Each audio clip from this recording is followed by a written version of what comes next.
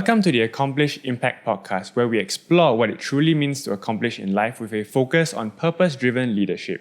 We'll be releasing new episodes every other Tuesdays at 6 a.m, so be sure to subscribe and join us as we uncover the aspiring journeys of leaders who are making an impact in their workplace. In each episode, we sit down with visionary business leaders who are not only achieving remarkable success, but doing so with a deep sense of meaning and impact. I'm your host Benjamin, and in today's episode, we're joined by Thian Aun, CEO at Innowake Solutions, and he's also the lead principal for Accomplish Services. Welcome to the show, Thian Aun. Hi Ben, thank you.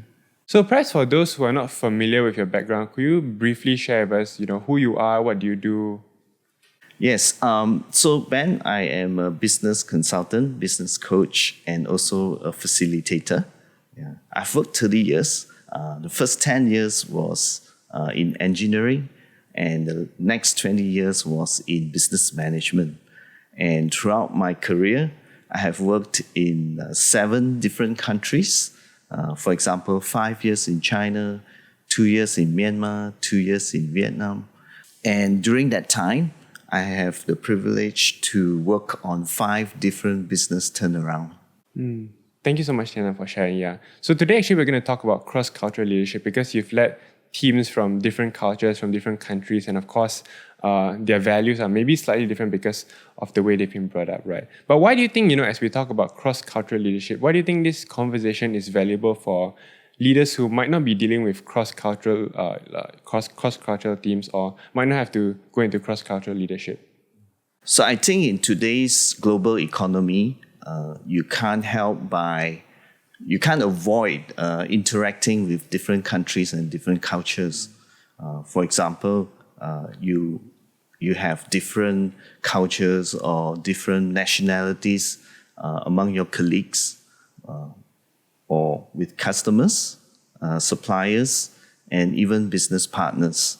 So it is inevitable you will be working with different countries and different cultures. Yeah, definitely. I think with the globalization, inevitably there'll be teams across different countries, and especially if you're working in a big MNC where you have to deal with different regions, you probably still have to end up with people from different cultures. And I think even in Malaysia, right, there's different cultures, different values that we have to kind of transcend and work together in order to come together as a team, right? Absolutely. And you've worked in multiple countries across Asia, and what is the biggest challenge for you leading different cultures? I think my challenge would be firstly in language and secondly with understanding the culture. So what I mean by language is I remember the first time I was assigned to China, and when I arrived, I could not speak Mandarin. So imagine how difficult that made it.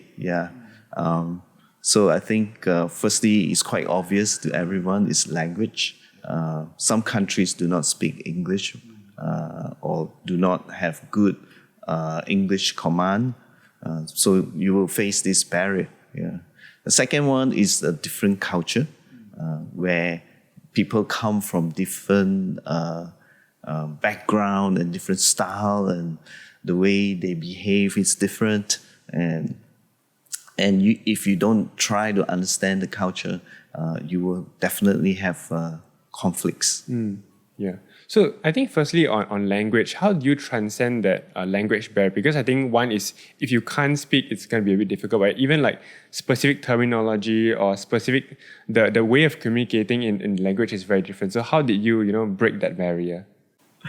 So I took it as a challenge to learn the language. So when I went to China, I decided to learn Mandarin. So I got myself a teacher, and it was difficult, but I persevered. And after 5 years, I managed to have basic Mandarin, both reading and writing. So same goes with the other countries.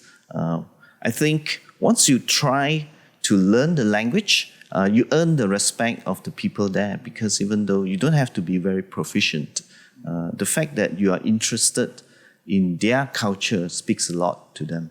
Sure.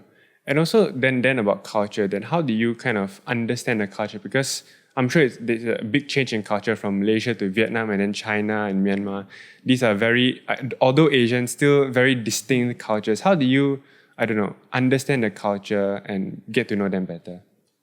For me, it's like you have to approach it with an open mind and also be curious, and don't make assumptions that you know. So what I mean by that is, for each country that I go, I always keep an open mind to want to understand them more. How I learn their culture is really by no different than than in Malaysia. You just spend some time asking questions, getting to know them. Just be interested in the people you meet in that country. And they will feel it. I think once you ask lots of questions and show genuine interest, I think they will reciprocate. Yeah, I see. Yeah, so I think definitely what I hear is that you need to command the respect of the people by just showing an interest in them, right?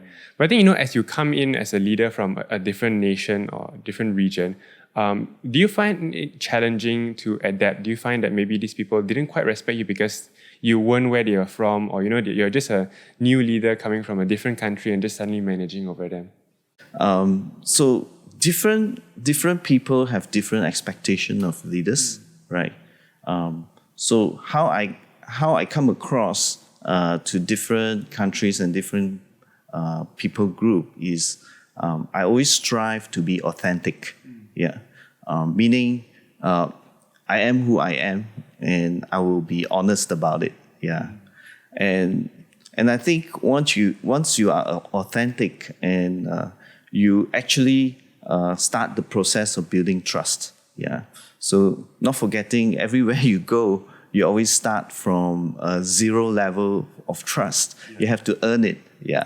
So one of the best ways is just be authentic. And as you come into a new country, how do you adapt your leadership style to suit the cultures and even all the nuances of that region? So when I go to a country, I'm very aware of my own cultural bias. Right? All of us have it because we grew up in a certain country and certain culture. We have our own biases. So it'll be good if when you go into any country, that you be aware of that. Secondly I think you need to approach people with the understanding that the people's needs are basically the same, no matter which country you go. What I mean by that is, for example, people want to be respected. People want to be cared for. People need to be treated fairly. And people likes to be empowered. So these are some of the fundamentals that doesn't change. It's just that there's these cultural nuances that you need to be aware of. I think that's so important because as long as you got those fundamental principles and rules down, you're able to then gain the respect of people that, even though you might not 100% understand their culture, that they're still able to respect you for making the effort for hearing them and connecting with them. And, because, there's obviously nuances in culture, have you ever come across a situation where there perhaps was a misunderstanding in culture that affected the business? Oh, absolutely, Ben. So I can share with you one cultural mistake I made in my early years. So I was a new general manager in charge of the business in Tianjin, China. That's North China. And I wasn't aware of how to negotiate a project with the customer. So we had this customer. First of all, it's a lady, and she's in charge of a very big factory up north. And first, she gave no notice, and she told my deputy general manager that she wants to negotiate the project on a Sunday. So she flew in on Sunday morning, and we have to go meet her. And the meeting went on and on, I thought I could attend the Sunday service and spend some time with family, but it looks like, the meeting doesn't seem to end. And I kind of got a bit upset. So I told her, look, this is our best offer. And I left. I wanted to leave the meeting. And she got so angry and so upset, she stormed out of the room. It's a good thing my deputy general manager, who is very familiar with the Chinese culture, I mean, he's Chinese, and he went and pacified her. We almost lost the project. Yeah, I think at the end of the day, mistakes are inevitable in leadership, right? Yeah, but I think as long as you learn from those mistakes and able to adapt from there, that's the most important thing. And I think talking about adapting and learning, right? How do you balance staying true to your leadership values while also adapting to different work cultures? Yep, my approach is my values doesn't change, man. Yeah, so who I am is the values is my core foundation of who I am. So what needs to change is my approach. Yeah. So you need to be sensitive to the particular culture you're working with, and therefore you have to. I adapt my approach differently to suit the culture. What I mean by that is, for example, in China, I had to be more indirect in my communication with the people there. And when I moved to Myanmar, I have to be very direct. Why is that? Because the Chinese culture is has a very long history. We call it a very high context culture. So whatever you speak, there is a different meaning behind what you say. There are many different meanings, right? How you interpret what someone says. But in Myanmar, I had to be more direct because the people there do not know what you want.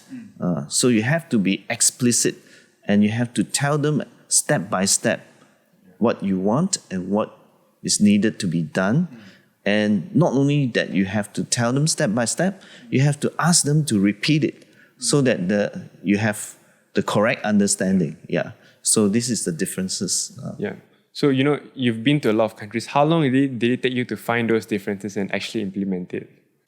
This is the fun part. I think whenever you interact with a different culture, it's always fun to kind of fumble around in the beginning. But nowadays you can learn a lot about the culture from different resources. Nowadays there are many resources available for you to understand the culture, and you can learn about it before and prepare yourself before you go. Yeah. And I think, leadership is not just about strategy, it's also about people and bringing people together. How do you bring people together, whether it's teams that you perhaps haven't led before because of those cultural differences, or even leading teams from different cultures? So I'm sure your team members, probably some are from different cultures and different backgrounds. How do you bring them together and, in a sense, unify them to work together as a team? Good question, man. So I think when it comes to business strategy and leading people, I think for me, the first step is to create a buy-in of your leadership. Because when you go into any country or any new business, people do not know you. And because of that, there is very little trust. So you have to create the buy-in, and after you created the buy-in, then you have to start working on your direction. So as a leader, you have to be clear about what's the direction for the team. And you have to, in Accomplish, we help companies to do that, to map out the direction for the team, for the company and for the team, and then cascade it down to each of the team member. Sure. Yeah, so I think definitely in terms of getting buy-in and even having a clear vision in terms of what the direction is. I think it's not even exclusive to cross-cultural teams. I think this is also for teams in general, right? Correct. Yeah. It's very fundamental. So this works in different countries. Yeah. So as long as there's a clear direction and you get buy-in from people, that's basically the formula, in a sense, the formula for success, right? Yeah. And one of the common mistakes is like leaders might tend to jump into giving direction before there's any buy-in to their leadership. So if the leader does that, then there'll be a very poor ownership from his team. Yeah. And what do you think are perhaps practical steps that leaders can do to get that buy-in? So I would sum it up as, firstly, I started off with being authentic. Secondly is you have to show genuine care. Yeah. So people can feel if the leaders actually care for them or see them as just a resource. Yeah. So it's important for you to take genuine care. Simple steps like getting to know them, their names, their family background, how many children they have, very simple things like that. Going out with lunch with them, hanging out with them sometimes. Yeah. And then after that, I think you need to be seen as a fair leader. Yeah. That you are not biased towards certain people, but you are a fair leader. And I think the next part is your ability to spot talent and how to empower them. Yeah. Yeah. So talking about also, digging further into empowering people, what are practical steps that people can also do to empower their team? Especially like you've led, teams from different cultures. I'm sure the way to empower them, to motivate them is slightly different, but perhaps are there any core principles or fundamental ways that we can go about motivating a team? I think you have to be careful about empowering. I know there's a lot of resource advocating, you should empower your people. From my experience is you need to be practical because not all people can be empowered. Yeah, because you have to find the right person, the person who is competent, person who shows potential and trustworthy. So if you have these people on your team, I think then you can start giving more responsibility for them, paying a bit more attention to them, catching them doing the right things, right? Calling out the right things they do. So, for example, it's not just about correcting. Yeah. So if they have perhaps done a certain task well, don't just brush it off. Just say that, hey, you know what? You did that really well. Yeah. So they need to. You need to be detailed and call it out. Yeah. So in a sense, it's like positive reinforcement that this is good. This is what behavior that we highlight, or actions that we think is good for the company and also good as an individual, and we identify those things. Yep, correct. Because I think especially in Asian cultures, for example, we tend to take I call it small wins. Yeah. You see some small wins, tasks done well, and we don't even acknowledge it. Yeah, we just say, you're just doing your job, ma. But from my experience is the more you have the habit of acknowledge what is done well, and you tell the person, that's powerful. So if you can practice that more, because Asians are more less Correct. less tendency to do that. correct. Yeah. And in fact, we even blow up mistakes to say that it's the worst thing you can't get away with. Yeah, Ben, remember when you're studying and you have all A's and one B? Yeah. Nobody focuses on A's, always on the B's, right? Correct. Yeah. First question from your parents is, what happened to the B? Yeah. I think, but then again, it's our Asian culture and the way we operate. But I think it's so important that we celebrate those small wins. Like, Absolutely. I think no matter how small the wins are, they should still be celebrated. Absolutely. Yep. Yeah. And, talking about mistakes, what is, do you think, the one leadership lesson that you had to learn the hard way? Yeah. So what happened was during my early days of being a business leader, I underestimated the importance of building relationship with your team. Yeah. So I was leading this small team, not that big. We have a team of technical engineers, and I only spent a lot of time with the technical manager. Yeah, I didn't build too much of a relationship with the technical team themselves. And as a result of that, what happened was when the technical manager left, he took half the team with him. Yeah. So that was quite disastrous. Yeah. If I look back now, I could have built relationship with each of them. After all, it's not that big a team. It'd be about 5 to 6 of them. Yeah. I could have spent a bit more time with each one of them and hang out with them more. So if when the manager leaves, at least there's a bigger chance of them staying. Yeah.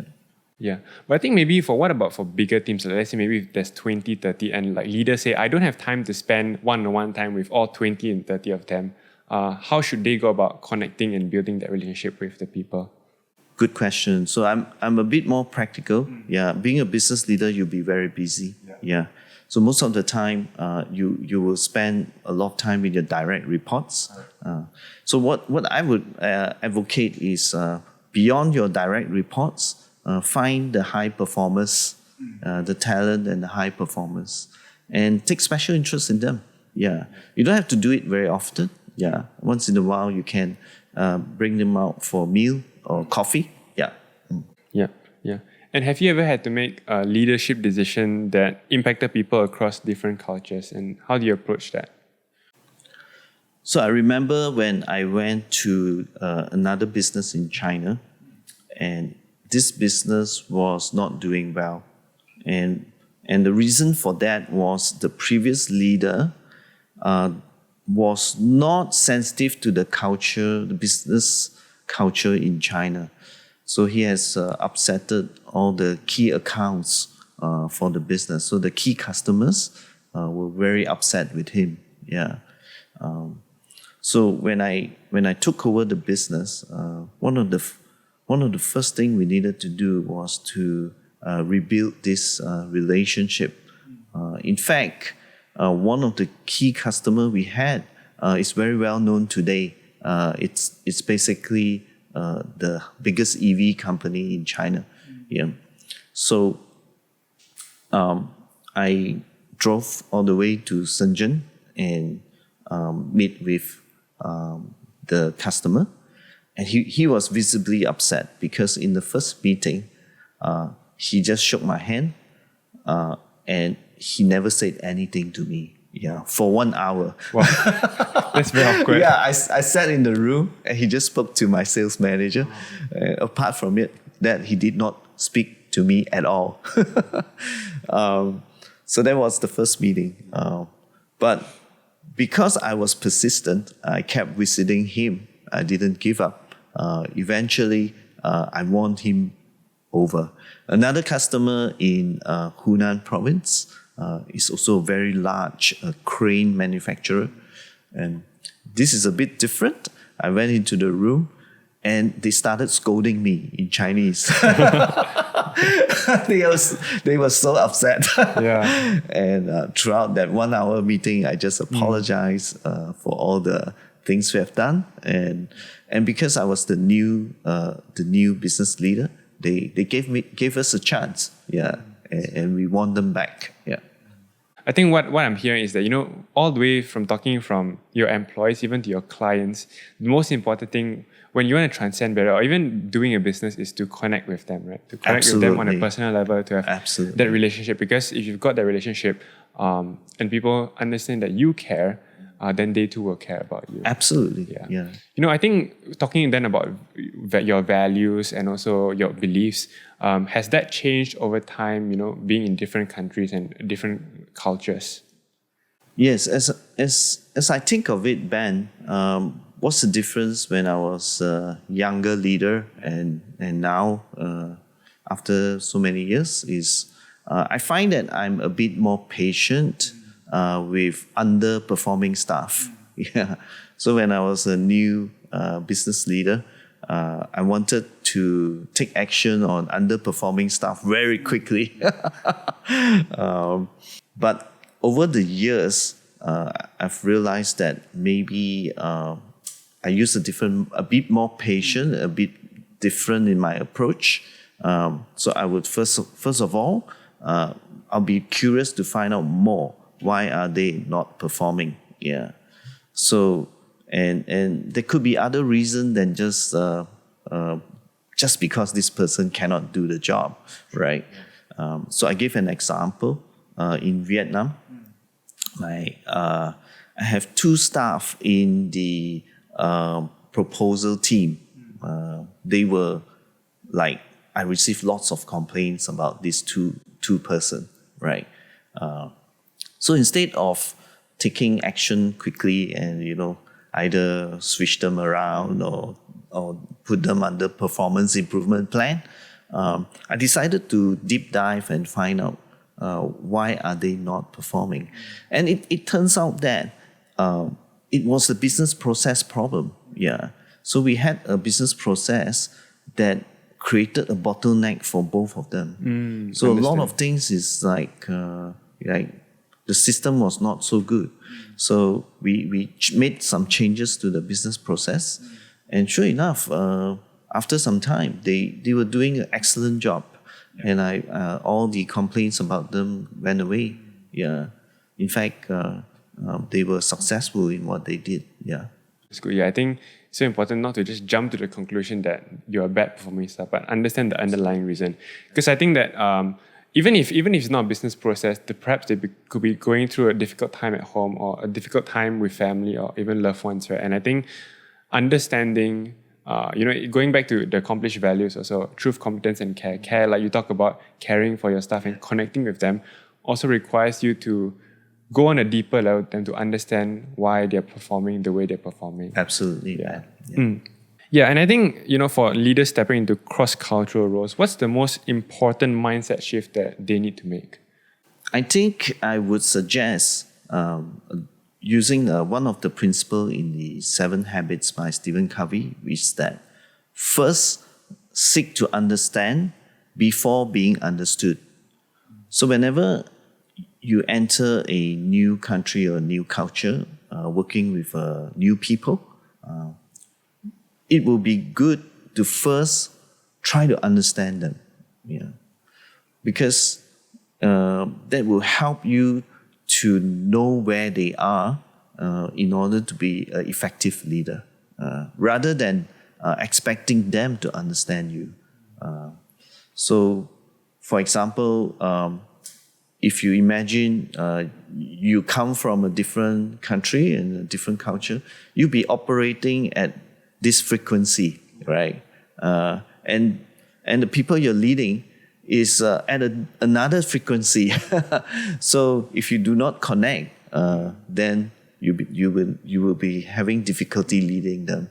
So you kind of have to tune yourself to their frequency, yeah, and understand what works in the culture and what doesn't. Yeah. Yeah. So you've been talking a lot about different cultures across different countries, but perhaps you think is there any difference in terms of even in Malaysia where we have perhaps different cultures in terms of work ethic or the way we just operate as individuals because people have different upbringing and all that.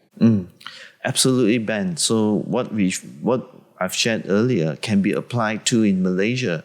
I give you an example of a subculture.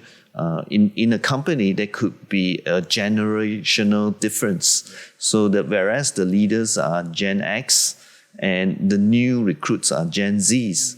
Yeah. So if you apply what we shared just now, first seek to understand before being understood. It would mean that the Gen X leader cannot assume that the Gen Z's new recruit would think like them and whatever methodology that will work with them. Yeah. So first, perhaps you need to understand them better, hear them out, and understand their needs, and before you expect them to follow you. Yeah. So the other one is the being authentic with an open mindset, curiosity, showing care, treating fairly. All applies too in leading the Gen Zs. Yeah, I think even in that generational gap, things are very different. The way communication, expectations, or even whether it's work ethic or the way they operate is very different. Yeah, so I think like going back to your principles, if you apply these fundamental things of being authentic, caring for them, and showing an interest to them, then you're able to gain the respect of your people. Yeah, I think that's so important. Yeah. Yes, correct. Okay, thank you so much, Thian Aun, for sharing your insights and your wonderful stories. Thank you, Ben. Yeah, it was a pleasure doing the podcast with you.